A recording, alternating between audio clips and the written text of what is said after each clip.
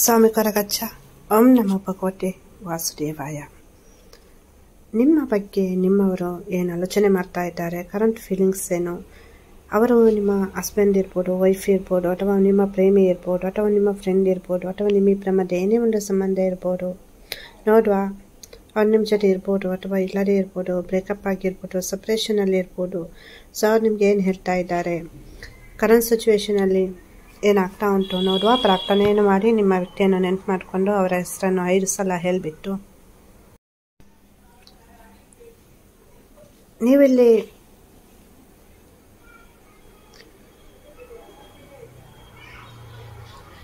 ನಿಮ್ಮ ವ್ಯಕ್ತಿಗೆ ಒಂದು ಆಕ್ಷನ್ ತಗೊಳ್ಬೇಕು, ಒಂದು ಮುಂದೆ ಹೋಗಬೇಕು ಅಂತ ಅಂದ್ಕೊಂಡ್ರು ಏನೂ ಕೂಡ ಆಗ್ತಾ ಇಲ್ಲ. ಇಲ್ಲಿ ನಿಮಗೆ ಅವರು ತುಂಬ ನೋವು ಕೊಟ್ಟಿದ್ದಾರೆ. ಆ ಎನರ್ಜಿ ತುಂಬ ಉಂಟು. ಕೆಲವೊಂದು ಮಾತುಗಳು ನಿಮ್ಮ ಮನಸ್ಸಿಗೆ ತುಂಬ ಅಂದರೆ ಆಘಾತವನ್ನು ಉಂಟು ಮಾಡಿದೆ. ಪದೇ ಪದೇ ಅದೇ ನೆನಪಾಗುತ್ತೆ. ಸೊ ನಾನು ಅಷ್ಟು ಪ್ರೀತಿ ಮಾಡಿ ಅಷ್ಟು ನಂಬಿಕೆ ಇಟ್ಟ ಹುಡುಗ ಅಥವಾ ಹುಡುಗಿ ನನಗೆ ಹಿಂಗೆ ಮಾಡಲಿಕ್ಕೆ ಸಾಧ್ಯನಾ, ಈ ಥರ ಎಲ್ಲ ಮಾತು ಹಿಂಗೆ ಬಂತು.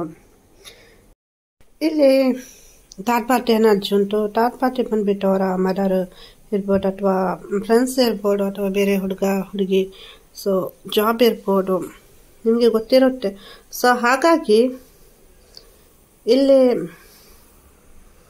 ಈ ಸಿಚುವೇಶನಲ್ಲಿ ನೀವು ತುಂಬ ಬೇಸರದಲ್ಲಿದ್ದೀರಾ. ಜೀವನವೇ ಏನೋ ಈ ಥರ ಆಗೋಯ್ತು, ನಾನು ಅತಿಯಾಗಿ ಯಾರು ನನ್ನ ಜೊತೆ ಲೈಫ್ ಲಾಂಗ್ ಇರ್ತಾರೆ ಅಂತ ಅಂದ್ಕೊಂಡಿದ್ದೆ. ಸೊ ಆ ವ್ಯಕ್ತಿ ಈ ಥರ ಮನಸ್ಸಿಗೆ ನೋವು ಮಾಡ್ತಾ ಇದ್ದಾರಲ್ಲ, ಈ ಥರ ಏನಕ್ಕೆ ಆಯಿತು ಅಂತ ತುಂಬ ಆಲೋಚನೆ ಮಾಡ್ತಾ ಇದ್ದೀರಾ. ಹೌದಾ ಅಲ್ವಾ ಹೇಳಿ. ಪರಿಸ್ಥಿತಿ ಹೊರಗೆ ಖುಷಿಯಿಂದ ಇದ್ರೂ ಒಳಗೆ ನೋವು ಅನುಭವಿಸ್ತಾ ಇದ್ದೀರಾ. ಯಾರ ಜೊತೆನೂ ಹೇಳ್ಕೊಲಿಕ್ಕಾಗಲ್ಲ. ಇಲ್ಲಿ ಅವರಿಗೆ ನಿಮ್ಮ ಮೇಲೆ ಕೆಲವೊಂದು ರೀತಿಯ ಅವಮಾನಗಳು ಮಾಡಿದ್ದಾರೆ, ನಿಮ್ಮ ನಿಂದಿಸಿದ್ದಾರೆ, ಬಾಯಿಗೆ ಬಂದ ಥರ ಮಾತನಾಡಿದ್ದಾರೆ, ತುಂಬ ಕಣ್ಣೀರು ಹಾಕಿಸಿದ್ದಾರೆ ನಿಮ್ಮಿಂದ.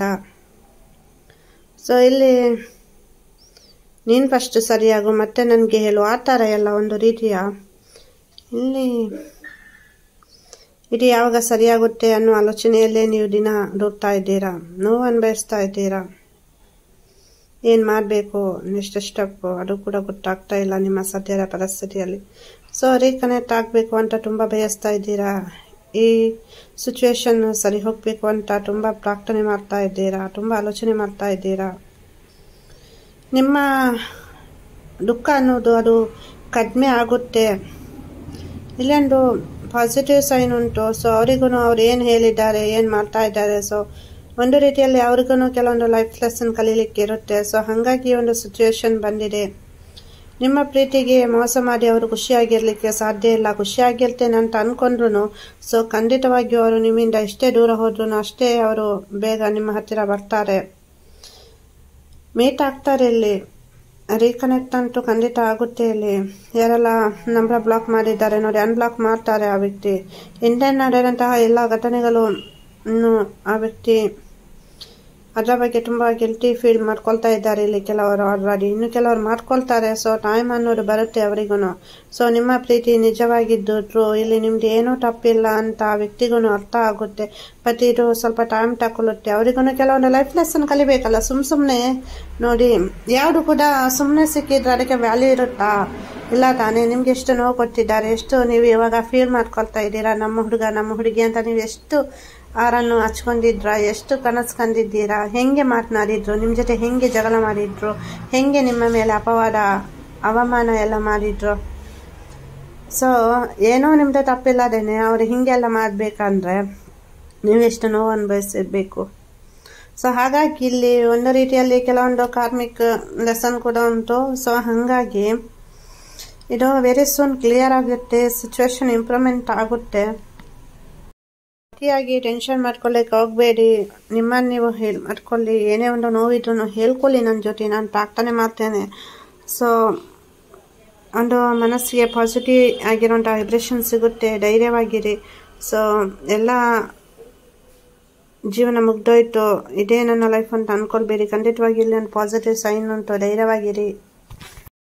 ನನ್ನ ನಿಮ್ಮ ಸ್ವಂತ ಸಹೋದರಿ ಅಂತ ತಿಳ್ಕೊಳ್ಳಿ. ಏನೇ ಒಂದು ವಿಷಯ ಇದ್ರೂ ಶೇರ್ ಮಾಡಿ. ಹಾಗೆಯೇ ಯೂಟ್ಯೂಬಲ್ಲಿ ಒಂದು ಥ್ಯಾಂಕ್ಸ್ ಅಂತ ಆಪ್ಷನ್ ಉಂಟು. ಸೊ ನಿಮಗೆ ಯಾರಾದ್ರೂ ವಿಡಿಯೋ ಇಷ್ಟ ಆಯಿತು, ಸೊ ಅವರಿಂದ ಏನಾದರೂ ಹೆಲ್ಪ್ ಆಯಿತು, ಸೊ ಥ್ಯಾಂಕ್ಸ್ ಅಂತ ನೀವು ಮಾಡ್ಬೋದು. ಸೊ ಇದೊಂದು ಆಪ್ಷನ್ ಉಂಟು. ಇದು ಇಲ್ಲಿ ಕೆಲವರು ಯೂಟ್ಯೂಬರ್ಸ್ ಇದ್ದೀರಾ, ಸೊ ಹಾಗಾಗಿ ಇದ್ರ ಬಗ್ಗೆ ಹೇಳ್ತಾ ಇದ್ದೇನೆ. ಸೊ ಯಾರ್ದಾದ್ರು ವಿಡಿಯೋ ಇಷ್ಟ ಆಯಿತು, ಅವರಿಂದ ಏನಾದರೂ ಹೆಲ್ಪ್ ಆಯಿತು, ಸೊ ಅವಾಗ ನೀವು ಥ್ಯಾಂಕ್ಸ್ ಅಂತ ಮಾಡ್ಬೋದು.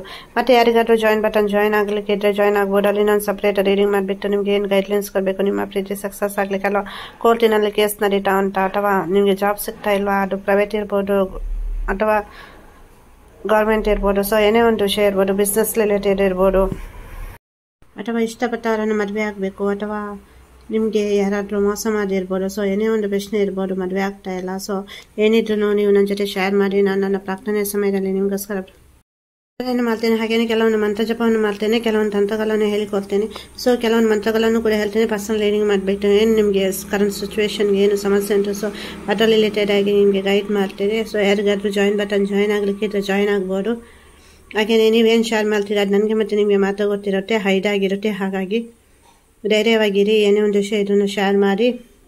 ಸೊ ಜಾಯಿನ್ ಆದರೆ ಮಾತ್ರ ಅಂತಲ್ಲ, ಸೊ ಇಲ್ಲ ಅಂದ್ರೂ ನೀವು ನನ್ನ ಜೊತೆ ಶೇರ್ ಮಾಡಿ. ನಾನು ನನ್ನ ಪ್ರಾರ್ಥನೆಯ ಸಮಯದಲ್ಲಿ ನಿಮಗೆ ಪ್ರಾರ್ಥನೆ ಮಾಡ್ತೇನೆ. ಸೊ ಕೆಲವೊಂದು ಪರ್ಸನಲ್ ರೀಡಿಂಗ್ ಮಾಡಬೇಕಂದ್ರೆ ಸೊ ಜಾಯಿನ್ ಆದರೆ ಸೊ ನಾನು ನಿಮಗೆ ಅಲ್ಲಿ ಗೈಡ್ ಮಾಡ್ತೇನೆ. ಅಂದರೆ ಅಲ್ಲಿ ಸ್ಪೆಸಿಫಿಕ್ ಆಗಿ ಏನು ರಿಲೇಟೆಡ್ ಪ್ರಾಬ್ಲಮ್ ಅಂತ ಗೊತ್ತಿರುತ್ತೆ. ಸೊ ಹಾಗಾಗಿ ವಿಡಿಯೋ ಇಷ್ಟ ಆದರೆ ಲೈಕ್ ಮಾಡಿ, ಶೇರ್ ಮಾಡಿ. ಹಾಗೇನೆ ಸಬ್ಸ್ಕ್ರೈಬ್ ಮಾಡಿಲ್ಲ ನಾನು ಸಬ್ಸ್ಕ್ರೈಬ್ ಮಾಡಿ. ನೀವು ಸಬ್ಸ್ಕ್ರೈಬ್ ಮಾಡಿದ್ರೆ ನನಗೆ ತುಂಬ ಖುಷಿಯಾಗುತ್ತೆ. ಹಾಗೆ ನಿಮ್ಮೆಲ್ಲರ ಸಪೋರ್ಟ್, ಬೆಂಬಲ, ಪ್ರೀತಿ, ವಿಶ್ವಾಸ ದೊರೆತಂತಾಗುತ್ತೆ. ಎಲ್ಲರಿಗೂ ಒಳ್ಳೆಯದಾಗಲಿ. ವಿಡಿಯೋ ನೋಡಿದ್ದಕ್ಕಾಗಿ ಧನ್ಯವಾದಗಳು. ಖುಷಿಯಾಗಿರಿ.